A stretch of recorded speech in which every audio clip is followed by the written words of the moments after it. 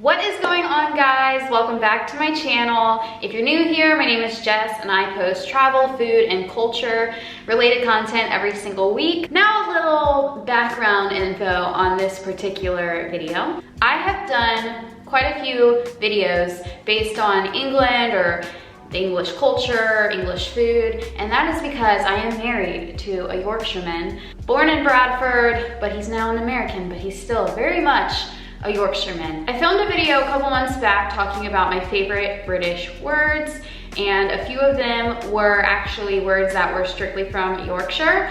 I didn't know that until hearing from you guys in the comments, so it was kind of cool that you guys were able to learn some new lingo, some new slang from up north, and I was actually able to find out that these words actually came from a certain part in England. So since that video was such a success, I wanted to do another video like that. So in this video, I want to talk about some English habits and quirks that I picked up from my English husband that I didn't have before I met him or before I married him. Okay, so I mentioned this briefly in my video about my favorite British words, and that is the word tea that is used for dinner. For you guys, I found out that using the word tea for dinner is actually a regional thing, so people in Yorkshire say it and some people elsewhere in England say it as well, but not everyone. So some people in England do say dinner. But growing up in America, I've always said, what's for dinner? You know, what do you want me to make for dinner? So on and so forth. But now I have started saying, what's for tea? What do you want for tea? Where do you want to go for tea? So I now say that when I'm talking to him, and other English people, I talk about, what are we gonna eat for tea tonight? Speaking of dinner, you eat your food on plates, right? But not any particular plate. Your plate has to be warmed. It cannot be just pulled right out of the cupboard and eaten on a cold plate. Like, you can't do that. You can't do that. Well, we don't do that in America. As far as I know, I have never grown up or seen anybody stick their plate in the microwave to warm it up or stick their plate in the oven to warm it up. I've never seen that. Dominic does it, obviously his family does it, and they do it every single meal. This is actually an English habit that I absolutely love because it makes total sense.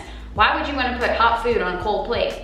Because it's just gonna make your food colder quicker. So we warm up our plates for every single hot meal, and if we don't, it's just wrong. Now ladies, if you are married to an Englishman or dating one, you know that there is one thing in particular that may come before any other plans or any other person, and that is football. I have come to find out that if we have a certain thing going on, but a Leeds United game is on, that's right, I said Leeds United. Yeah, I'm probably gonna get a few comments in the comment section about that, but he is a Leeds United supporter.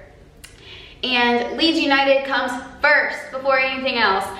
However, this is something that, yes, I realize that he loves watching his football team, he loves listening to it, and he is going to do it any chance that he gets. So even sometimes when we're out having a drink somewhere, he'll like go on Twitter, go on the apps to see what's going on. So even if he doesn't have a chance to actually watch the match, he's going to take the time wherever he is to find out what the score is and what's going on.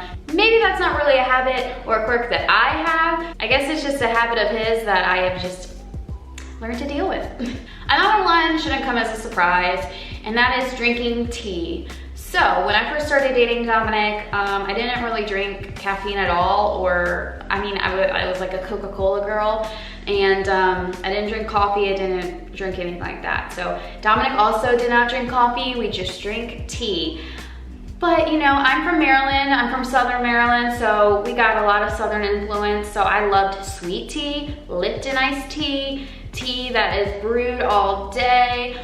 I love tea that is brewed by my mama with so much sugar in it. Sweet tea, I'm a sweet tea kind of girl. So Dominic introduced me the proper way to have a cup of tea, a cuppa, if you will. My favorite teas are English Breakfast and Earl Grey by Twinings, and you have to follow the directions on it. 3 to 5 minutes and you take that bag out. Do not let it seep anymore or you are going to ruin that tea. I've also had a Yorkshire tea and you just put like a little bit of milk and a little bit of sugar in it. Oh, so good, so good. So yes, I am now a tea lover. I'm also a coffee lover now, but I love tea, and that's just one thing that's just so genuinely English. Okay, I don't mean to toot my own horn, but I think I have a pretty good sense of humor. I'm goofy, but also I'm sarcastic, and I love a good sarcastic banter. I love dry sense of humor, and I have only grown to love it more because of my English husband, because English people are very sarcastic, they have a dry sense of humor, they love a good banter back and forth. Like Dominic and I, we're always bantering back and forth, making fun of each other and just having fun. And we know we don't mean any harm by it. And I love that. And I love being around English people because of that banter and the sarcasm and the dry sense of humor where you don't really have to try. And I don't know, I love it. Some people don't love that sense of humor, but I've definitely become even more sarcastic and more dry of a sense of humor because of him and because of his family and his English friends and the whole culture itself. I just love English sense of humor, and I'm gonna say that I have an English sense of humor. Another one is when somebody comes over, immediately the first thing you have to say is, do you want a cup of tea? Do you want a drink? Do you want a glass of wine? Do you want a beer? You make sure that somebody has a drink in their hand right away. And I love that about the English is they're very welcoming. They want to make sure that you feel welcome, that you're comfortable. And with Dominic's family, right away, that's how they were. You want anything to drink, love? You want anything to drink? And it's just a way that, you know, that they like to welcome people into their house, make them feel welcome, make them feel like they're one of them, one of their family members, one of their friends. And I now do that anytime somebody comes over my house. I make sure that I have coffee and tea and wine and beer, anything that they want. So if they come in, they'll feel comfortable. And that's definitely an English habit that I have picked up.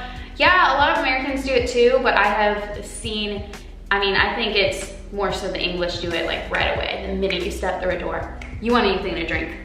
And with this, I love going to the pub. I love a good bar and having a nice pint, a proper pint of beer, and that's something that I really enjoy doing. And English people love going to the pub and having a nice pint, and there's nothing wrong with that. Dominic and I, we love doing that. He loves his beer. He loves trying beer from all over the world, and I do too.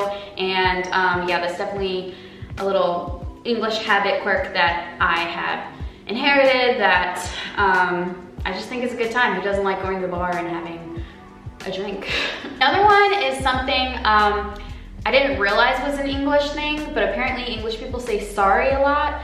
And I noticed that I say sorry instead of saying excuse me or what did you say. If I can't understand somebody, I say sorry. And English people do that all the time. If you bump into sorry, very apologetic. They say sorry a lot, and I do too. I apologize for everything.